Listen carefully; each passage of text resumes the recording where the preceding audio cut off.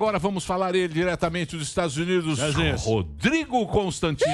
E eu já estou aqui com o livro do Constantino em minhas mãos, que são os Pensadores da Liberdade. Da Liberdade. Aqui está os Pensadores da Liberdade. Boa tarde, à venda nas livrarias.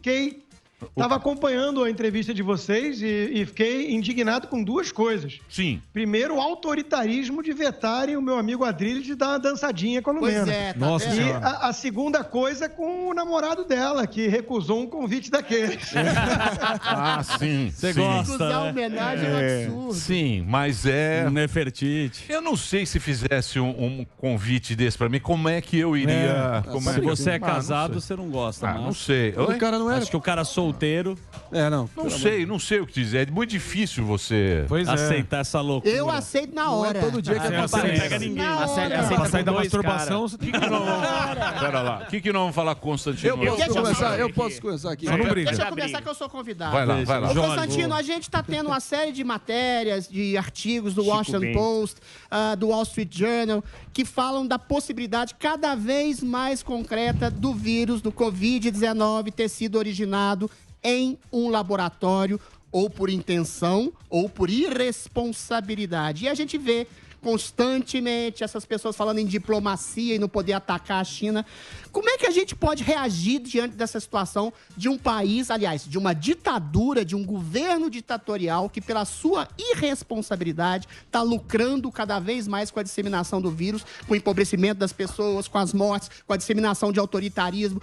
Como é a forma, entre aspas, diplomática de lidar com esse país, com esse governo ditatorial que, na verdade, é o nosso carrasco? A bem da verdade, eu gostaria de Perfeito, complementar. Adriles. Deixa eu só complementar essa pergunta, porque quem levantou essa lebre aqui foi o Paulinho Figueiredo. Paulinho Figueiredo, no Pânico, há 2 semanas. Inclusive, foi um vídeo recortado e tal, porque até então, quando se falava da mídia pica, que a gente chama, ninguém falou isso. Ninguém falou nada. Saiu a No notícia... Wall Street Journal. Aí Saiu no tem que Wall sair, Street Journal e Foram obrigados. quando o Paulinho falou, todo mundo, esse Paulinho... Conspiração, tá. conspiracionismo. E ele briga muito com esse negócio dessa grande imprensa, imprensa. da grande mídia e tal. Constantino também dá uma sapatada de vez em quando, mas é bom a gente deixar isso aí claro, porque certo. realmente foi aqui Foi o primeiro que falou no Brasil. que ele falou isso. Pois não, pode completar, Constantino. Isso é algo que vem sendo debatido, né? Países estão endurecendo o tom, Austrália, Reino Unido, Japão, e veja, uma coisa é você ter parceria comercial, isso é do interesse de todos, inclusive é uma via de mão dupla, né? Nós também vendemos soja, alimento, minério para chineses e outros países. Então, é muito importante lembrar que ter relação comercial não pode ser sinônimo de subserviência, de vassalagem. Então, o que chama atenção é que a China, obviamente, é uma ditadura opressora, responsável por extermínio de milhões de pessoas ao longo da história, dessa trajetória de mais de 70 anos de poder. E o quão preocupante é você ver um site como a Veja, onde eu já tive coluna, publicando uma coluna do embaixador chinês no Brasil, enaltecendo os 70 e poucos anos de poder, dizendo que é porque o povo adora o que eles fazem no país. Então isso aí é cruzar a linha, né? A China tenta intimidar todo mundo, quem não consegue intimidar, ela tenta comprar, e aí... essa é a postura e está gerando um certo backlash, está gerando um efeito bumerangue. O mundo está percebendo que a pretensão hegemônica da China é muito perigosa. Outra coisa, esse tipo de tese, e hoje em dia a gente trabalha ainda como uma tese, tem o trabalho de inteligência do governo americano que identificou ali cientistas internados em Wuhan 1 mês antes do primeiro caso público reportado. Então são coisas estranhas, né? Mas hoje é uma tese. A tese precisa ser mais investigada. Ela era recebida como nas redações dos jornais brasileiros? Com um risinho de deboche, escárnio, acusação de que você é chapéu de alumínio e teórico da conspiração. Então, isso é a tônica quando a gente fala em globalismo. Pessoas que não estudaram nada, não sabem quem é Lord Brown Malloch, o braço direito do Jorge Soros, não entendem nada de globalismo, eles recebem com um risinho de deboche, expondo a própria estupidez. Então, quando não são os agentes infiltrados do comunismo, como a União Soviética tinha e a China tem, né, eles são aquilo que se chamava de dupes, que são os idiotas úteis. né, os instrumentos manipuláveis desses regimes. Alguém achar, como inclusive um colega nosso, né, disse que óbvio que essa hipótese é ridícula e descartável, porque a China teve queda também na atividade econômica, isso é um sujeito, me desculpa, um total ignorante que precisa estudar sobre modus operandi de regimes comunistas. É óbvio que eles se sacrificariam se o efeito disso fosse a médio e longo, às vezes longuíssimo prazo, benéfico para eles. Mesmo que colocasse eles também de joelho, mas o mundo todo mais. E vamos lembrar que PIBs aí chegaram a cair 10% em 2020. E a China? Cresceu um pouco menos. Então, mas Constantino, o grande problema disso tudo... Eu também não gosto dessas teorias e tal... Mas isso é quase fato, Não, né? tudo bem. Não é teoria, beleza. mais. Cada um acredita naquilo que quer. Você acha que vão atrás disso e vão conseguir penetrar o regime chinês? Então, aí que tá. Então vai ficar... Vai fazer o quê? Vai ficar elas por elas? Vai ficar elas por elas? Essa é uma questão importante, porque na prática é o seguinte, a China é aquilo que no mercado financeiro se chama too big to fail, né? É grande demais para você deixar falir. No caso da geopolítica, a China é grande demais para você peitar. Né? Então, assim, é óbvio que existe uma preocupação legítima de o que fazer se chegarem a essa verdade, se chegarem a essa informação. É uma verdade muito incômoda. O mundo vai ter que aceitar uma dose de hipocrisia, né? Porque não vai declarar guerra à China, mesmo se descobrir que a China causou deliberadamente a pandemia. Agora, dessa postura de algum grau de pragmatismo ou chamemos de responsabilidade por quem quer sobreviver, até você virar um vassalo do regime chinês, que impede críticas e que enaltece, que fala que tem que se curvar e deixar o embaixador pisar em cima, aí vai a longa distância que separa a gente séria e independente de alguns senadores e governadores que temos no Brasil. É análogo a um vizinho meu. Se eu tenho um vizinho aqui que me ameaça, tudo bem, pode até ser que eu não chame ele para briga, se ele tiver canhão, bazuca, lança-chamas apontado para mim. Agora, eu não vou ficar repetindo que ele é lindo, maravilhoso e solidário e altruísta. E que está me dando coisas que, na verdade, ele está vendendo, que a China anunciou a venda de vacinas e tudo mais, até para países pobres africanos. Então, é que nem a história do cara que joga prego na rua e vende depois o conserto do pneu. Quem quiser conhecer um pouco, tem um documentário, acho que está na Amazon. Está na Amazon, chama One Child Nation, que é um documentário feito por uma chinesa, que é aquele regime da China do filho único. Quem quiser conhecer, o documentário é muito bacana. De natalidade. Uma chinesa que nasceu nesse período lá na China, assista na Amazon, chama-se One Child Nation. É muito bacana esse documentário, você vai entender como é que o regime chinês funciona, como é que é isso, esse aí, ó. Entra lá, tá, acho que é a Amazon que tem isso aí. É Amazon Prime. Eu tenho uma pergunta pro Constantino.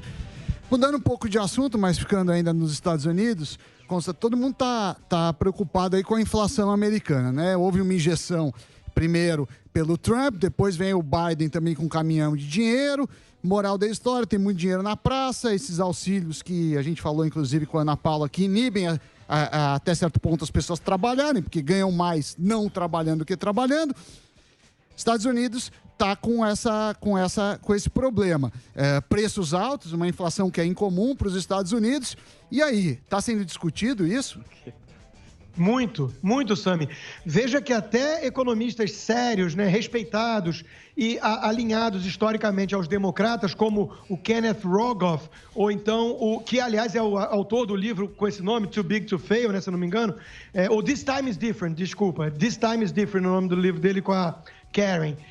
E o Larry Summers, né, que foi secretário do Tesouro, eles estão preocupados, inclusive, com o governo Biden, porque o Joe Biden entrou com essa visão tão desenvolvimentista que até o Ciro Gomes está querendo colar nele agora no Brasil, né? Fez uma campanha lá do marqueteiro, marqueteiro João Santana, né, que fez o Lulinha Paz e Amor, agora criou o Ciro Gomes desenvolvimentista como o Joe Biden. Sorridente. Mas está preocupando, né? Porque o recurso é escasso, o Estado é um mau alocador desses recursos escassos, tem um mecanismo de incentivos muito inadequado, muito perverso muitas vezes, e o Joe Biden vem com essa ideia de Roosevelt, de fazer grandes obras, coisas faraônicas.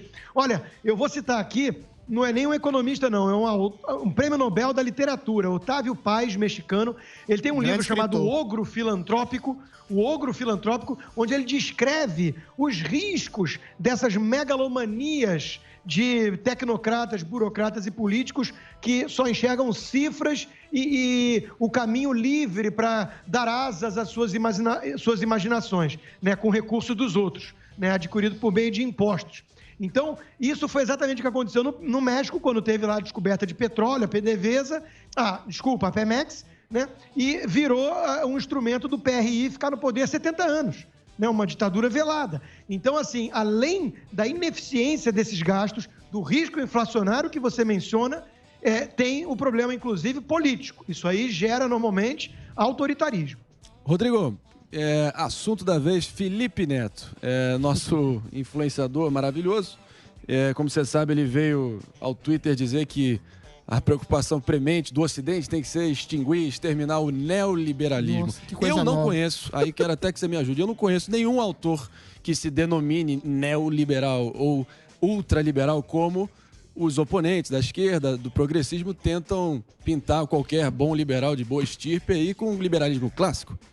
Aí eu te pergunto, eles fazem essa tática, né, de tentar criar o neoliberalismo como esse espantalho, esse bode expiatório para todos os males e as mazelas do Ocidente. O que você diria para o Felipe Neto para tentar... Ele que está achando agora que ele leu 2 livros, ele agora está pronto com a panaceia para curar o mundo. O que você acha?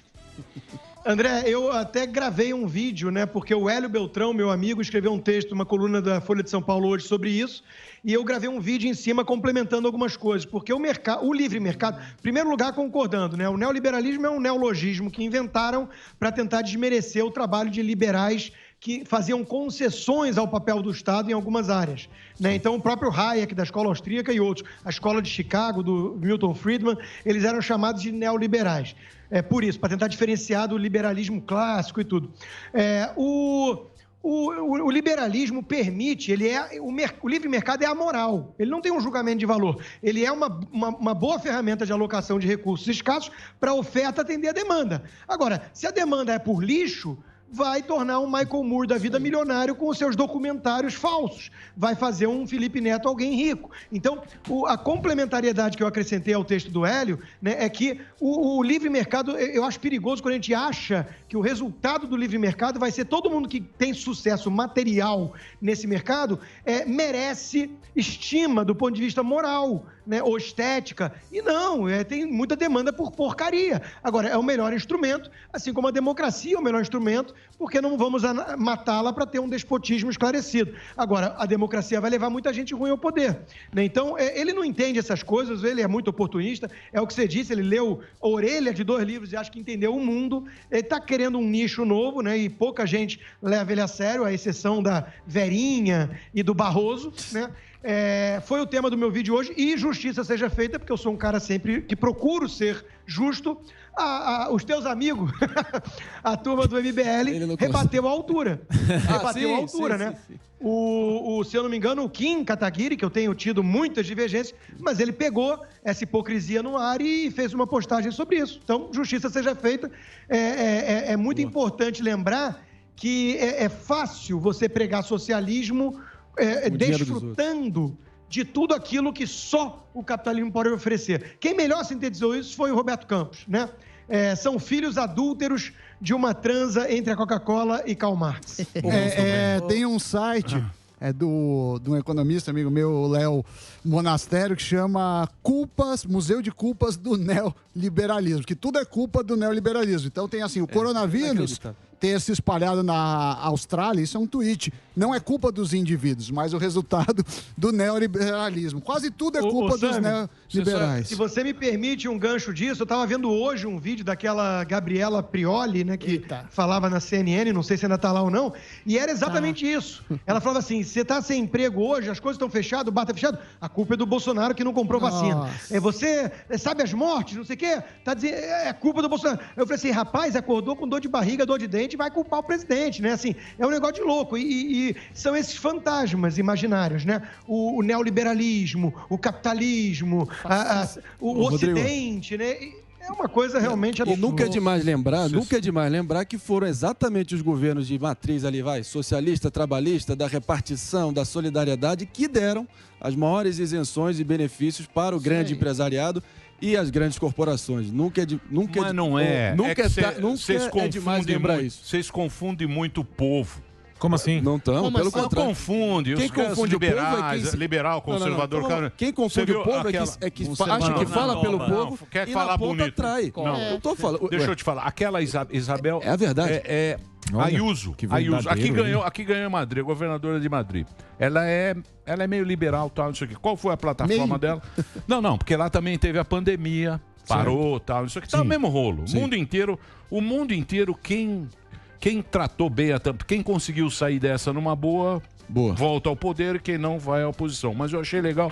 Ela falou o seguinte: a minha plataforma foi a seguinte: eu vou dar liberdade pro povo e preservar os valores. Acabou. É isso. Você é um liberal conservador, então, eu sei, mas é que fica uma puta de uma conversa. É o quê? Não, pra você exercer liberdade. O povo tem liberdade para trabalhar. O povo tem liberdade para fazer as coisas. E vou preservar os valores. Para você exercer sua liberdade, você tem que ser consciente da sua cidadania. Isso é um liberal conservador, basicamente. Pois não, Constantino. Posso ser o tucano aqui nessa história agora? Claro.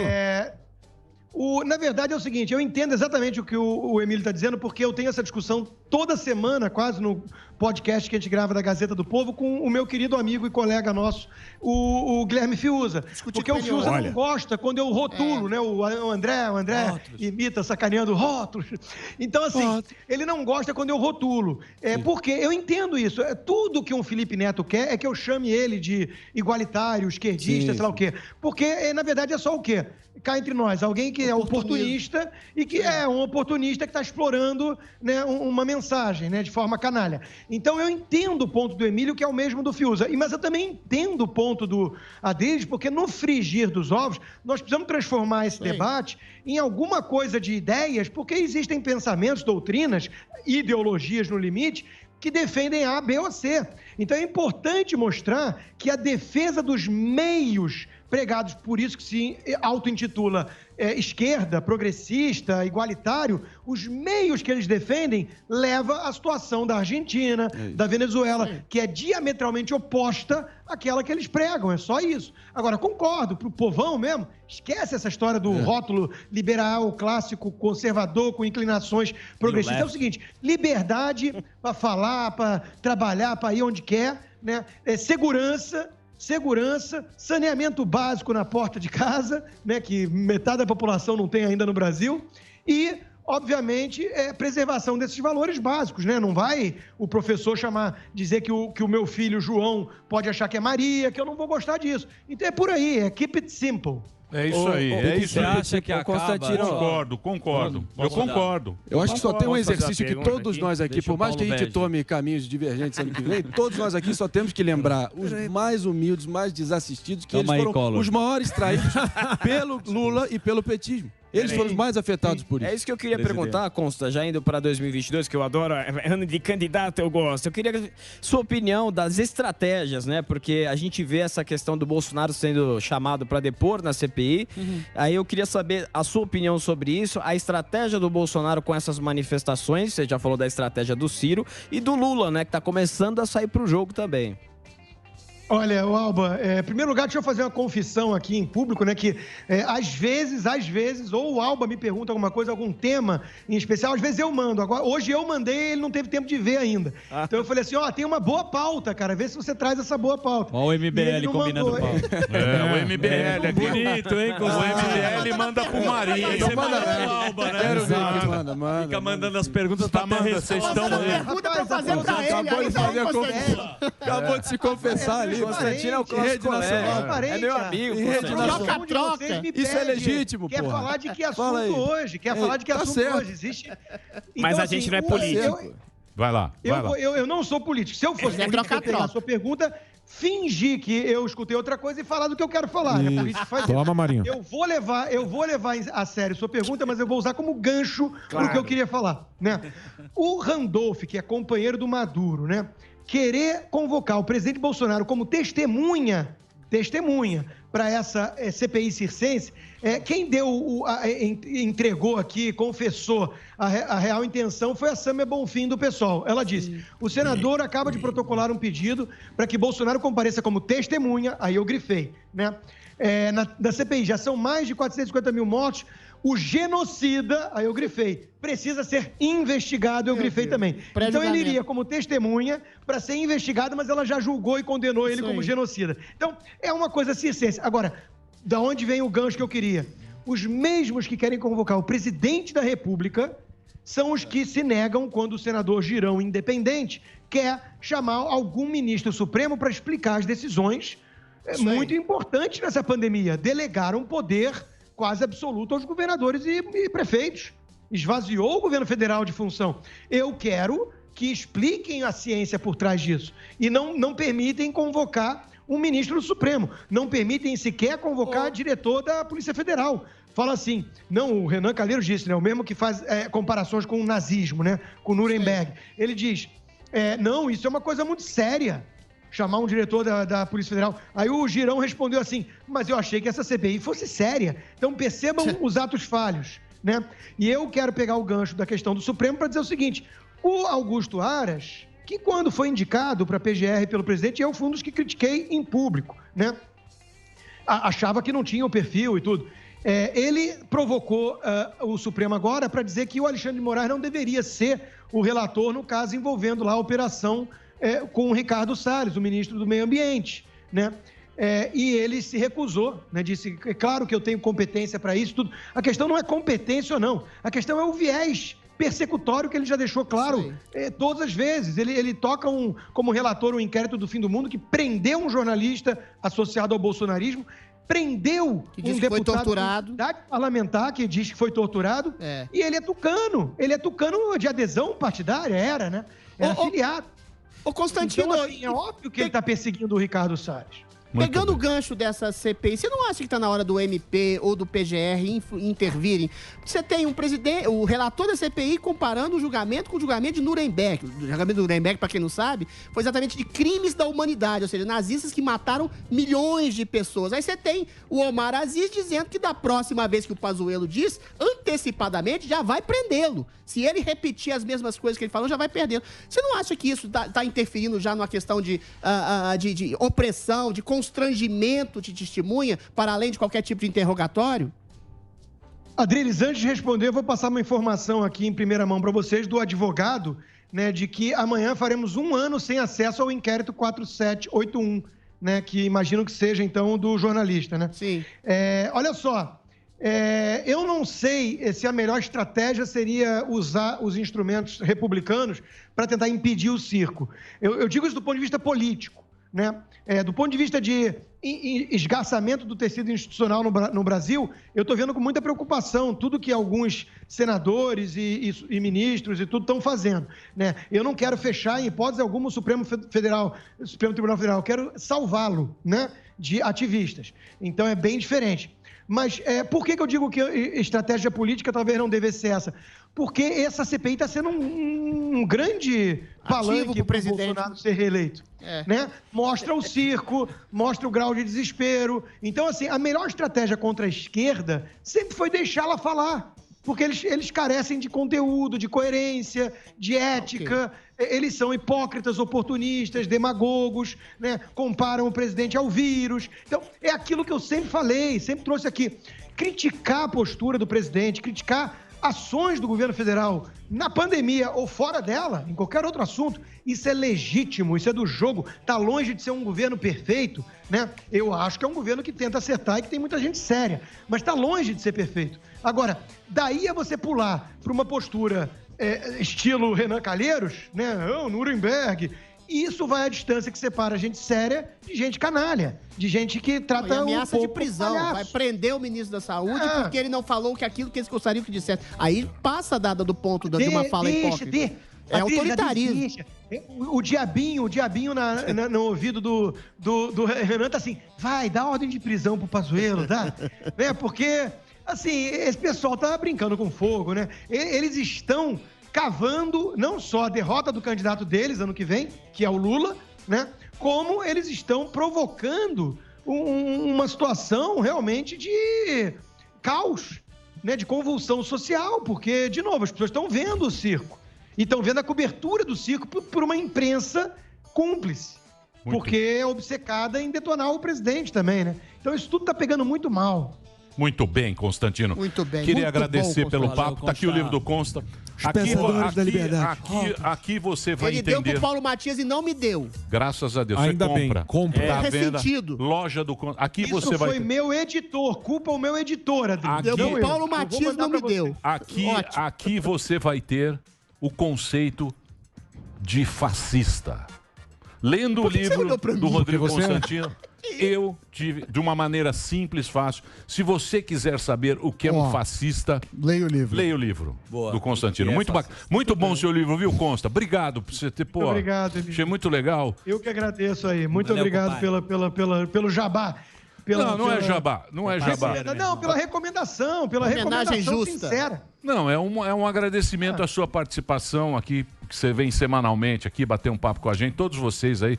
Pô, eu adoro aqui trocar uma ideia. Eu confesso a minha ignorância, eu só descobri ontem num anúncio do Pablo Spaier que a New Cursos é ligada à Jovem Pan. Eu já tinha percebido que tinha vários cursos de gente ligada à Jovem Pan. O próprio Pablo, o meu, Paulo Matias, com o Adriles. Que não vendeu nada. Não vendeu sim, que absurdo. Empacou, mesmo com essa propaganda toda. Vendeu 3. Vendeu sim, eu vou fechar com o meu próximo curso pela New Cursos. Aí você vai ver como vai vender bem. Boa. Vai humilhar. Você sabe que tem um curso bom, é do Sami, cara. É bom. Meu lógico filho que falou, ensina a ganhar dinheiro. Não, é bom. Vem aí. Não, mas inteligência o seu. financeira. O meu é ruim. Constantino, obrigado, tá? Obrigado pelo papo. Valeu aí, a gente. Grande abraço a vocês. Muito bem. Salve.